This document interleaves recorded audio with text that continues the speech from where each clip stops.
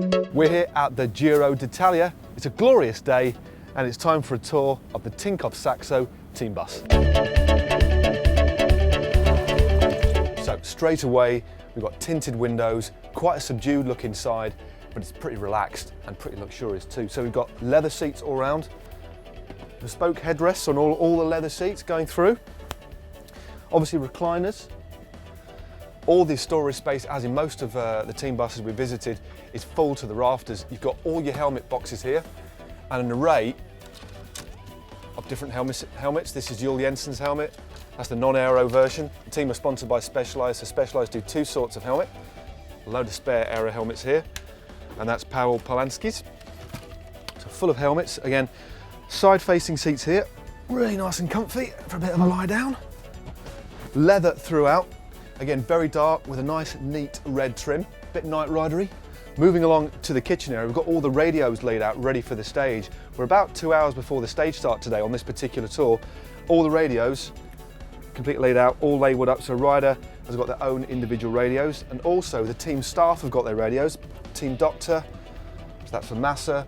So direct sportifs, doctors, they're all in communications via radios and mobile phones, of course. As we move into the kitchen area, everything's here that you need. You've got your garbage, all your cleaning products. It's essentially home from home. We've got microwave oven, giant refrigerator, glorious fridge. All the pastas there ready for the finish. Lots of bottles of water. You've got all your condiments. Everything's labelled up. But again, that's all your post-race food right there. But most importantly, as with every team bus, I don't think I've been in one team bus that hasn't got one, coffee machine. And this beauty is a little psycho one. Lovely. Okay, moving back along here, this is where you've got your printer, all your race manuals. That's your printer there. Obviously you can wire your laptop up to that as well. We don't need to go in the toilet, that's just down there, right stowed away. Tom, I've told you before about filming when I'm having a moment in peace. In here, as we roll it up, this is basically where you have all your medicaments, all your basically stuff for post-race, plasters, bandages, first aid kits, etc. And this is the famous Podium Bag. Obviously, in this particular race this year, Tinkoff-Saxo have got Rafael Micah regularly going to the podium to collect the young riders jersey. So this is everything you need. So this does unzip somehow. There we go. So essentially a rucksack, finished bag, so a pair of trainers, caps, towels, and fresh kit. So even an under jersey and fresh kits, the riders can look completely professional on the podium. So lots of hats, just in case they win the stage and take a couple of jerseys, of course. So there's your podium bag, and you'll see the Soigneurs running around at the finish with one of these on their back, desperately trying to capture their rider to take him to the podium in time. Moving through, there is a door that slides this section off. This is obviously for the riders to prepare for the race, and this is really differently laid out as opposed to other team buses. Before we look in here, we've got a double shower.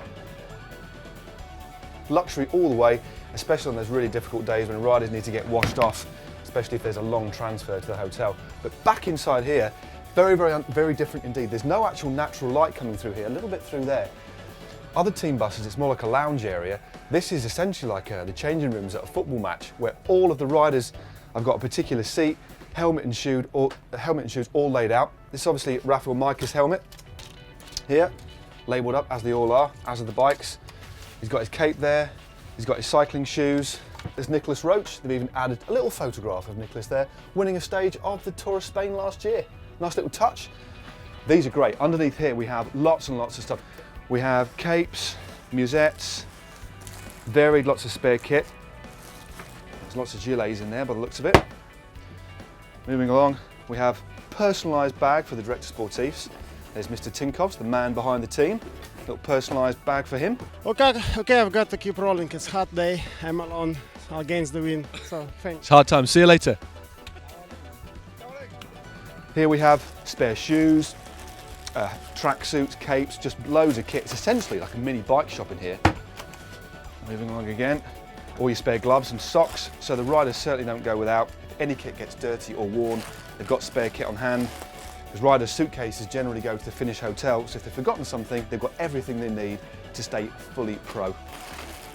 I tell you what, wish there's a few freebies. And again, hats galore. So you've got podium hats, you've got your baseball caps. Then you have your capolinos or casquettes.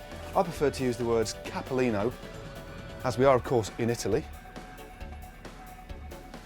Old school, hipster, whatever your choice, it's all here. So in the corner here, in the changing area, we've got all of your products for warming up and warming down, all your different balms, and of course all your different energy bars and gels. The team are sponsored by Ethics, so they've got a range of flavours from lemon, chocolate, orange and fruits of the forest, so a nice range of energy bars.